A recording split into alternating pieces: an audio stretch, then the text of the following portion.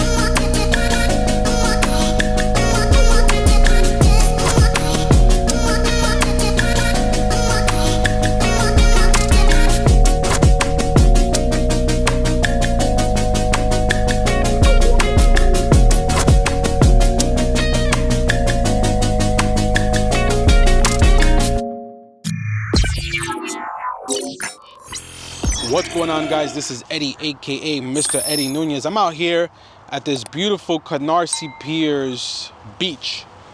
My boy CR Darlington likes to call this a beach. He's over here messing up all my videos with his Mavic as always, creating all that noise, orbiting me. I don't know why, because he never even sends me the B-roll. Oh, there's a boat. That's the same boat probably. Anyway, now he's out. Now he's out getting a boat. That's how you get your mans to get out of here and stop messing up your audio. Anyway, we're about to take off the DJI FPV. I got 3 batteries with me. I tried to keep them charged. I try to give it a good run. I haven't really flown this in a little while. So today's beautiful in New York City. As you can see, we are here at the most prestigious beach in Brooklyn. And this is my boy's favorite beach. BK Drone Boys. I have to mention his name because he gets upset when I don't mention him in my video. But let's get this drone up in the air, and then once we land, I'll give you my overall impressions flying this. Is it worth it? As you can see, I have a GoPro on there because the camera quality on this absolutely sucks. So with that being in mind, with the Avata 2 out there and home-built drones being so accessible, is this a drone to keep in your arsenal as part of your kit? That's the question that I'll be answering. Or if you're looking for one, should you buy this in 2024, almost approaching 2025? So let's fly this and I'll come back.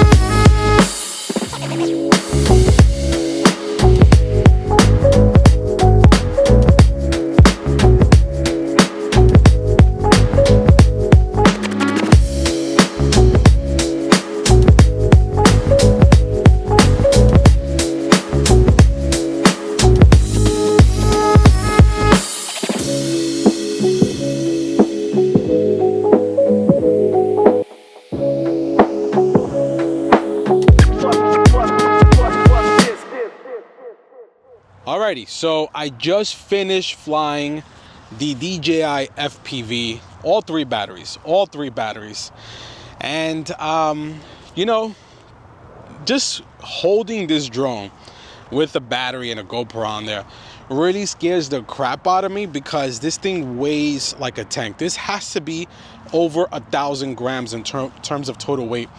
And when you think about it, that's pretty dangerous, especially if you're flying in a city, that in an area that's not so isolated.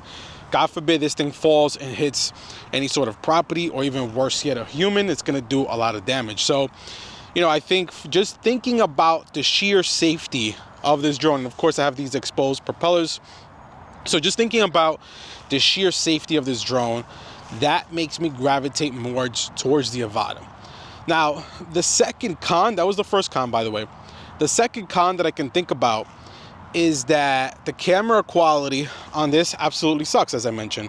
But we all knew that when we bought this drone. We actually thought that this was fantastic when it first came out. And the Avata 1 was no better. The Avata 2 is the game changer. And as you can see, I have a GoPro. The GoPro does have some benefits because you're able to really dial in your shutter to that 180-degree rule, so you're not getting all that motion blur in your goggles because you're using this camera to fly and you're recording with your GoPro. So that's a benefit. But having a GoPro mounted on top adds to that weight complexity that we just spoke about.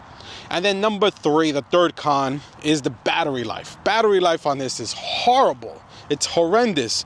I'm averaging about 4 to 5 minutes. Mind you, these batteries are quite old. They're about 3 years old. They've been charged numerous times. But if I were to get fresh batteries, would I get more out of it? Maybe I'll get I don't know, six minutes at most. So, you know, I always kept this drone because I said this is like my long range drone, which doesn't actually make any sense at all, because if you are going to go like mountain surfing or cruising or diving, for example, by the time you reach the mountain, it's probably time for you to come back. And the worst thing you want to do is run out of battery, because you're going to lose your drone 100%. So those are the three cons of owning the FPV drone in 2025 as we approach 2025. Now the pros is that if you are into just like cinematic cruising and you do want to go ahead and use this with a GoPro, this is still a fantastic combo. You can find them on sale all over like eBay and Facebook Marketplace at an incredible deal. So you can get a really incredible drone with a GoPro, always with that caveat with the GoPro. Or if you just want to cruise around and kind of like mess around and get practice, this is a good drone to practice on, as long as you don't crash. That is the big caveat. You cannot crash this drone, because if you do, it is going to break into pieces. Now, that being said, if you do break this drone, it is relatively extremely cheap to fix. In fact, my buddy Pro Aperture Films just crashed this in his backyard, just trying to get a TikTok B-roll, I guess. And I told him to send it in. He broke the arm, he broke the camera gimbal. I mean, the drone was pretty much wrecked. And he sent it into DJI, and he got a brand new refurbished or brand new replacement for only $100, which you cannot beat.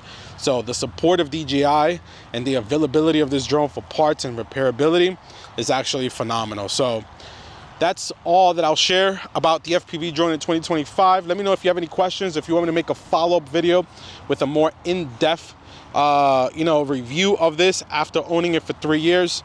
I think the video on this looks absolutely amazing, and that is all because I am flying with a GoPro. In fact, I dare to say that this combination still looks better than the Avata 2. And I'll close with that. Thank you so much for watching. Make sure you hit that bell, subscribe, all that good stuff.